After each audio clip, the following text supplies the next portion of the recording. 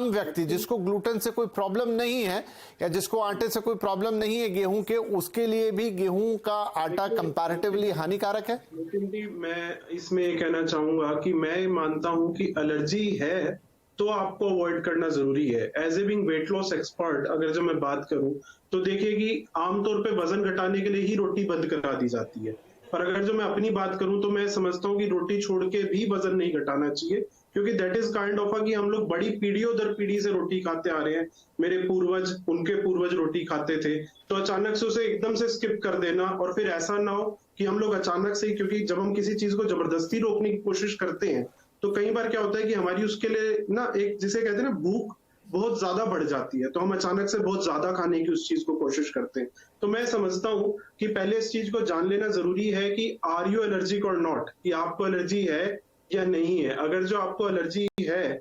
Gluten से या फिर आपको एलर्जी है व्हीट से, तो आप उसे अवॉइड करें। अदरवाइज नो डाउट, जैसे डॉक्टर साहब ने भी बोला कि उसे आप थोड़ा कम कर सकते हैं कि आप अपना ग्लाइसेमिक इंडेक्स को मेंटेन करें, आप अपने लाइफस्टाइल को मेंटेन करें, जिससे क्या है कि आपके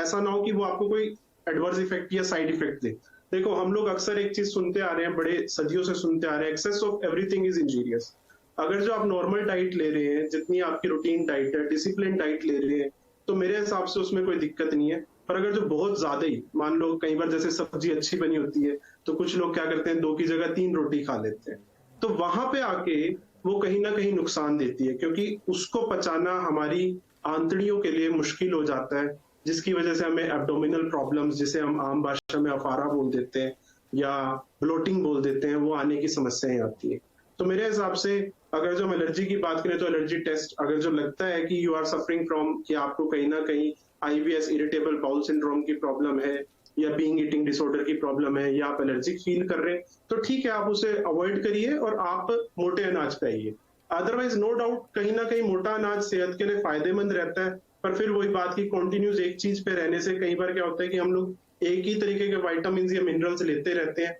और जो दूसरी चीजों से हमें जो जरूरी विटामिन या मिनरल्स मिलने की जो जरूरत होती है वो हम लोग पूरी नहीं कर पाते। तो हर चीज को थोड़ा थोड़ा डिसिप्लिन, ठीक है, समझ में आई बात, लेकिन इससे थोड़ा आगे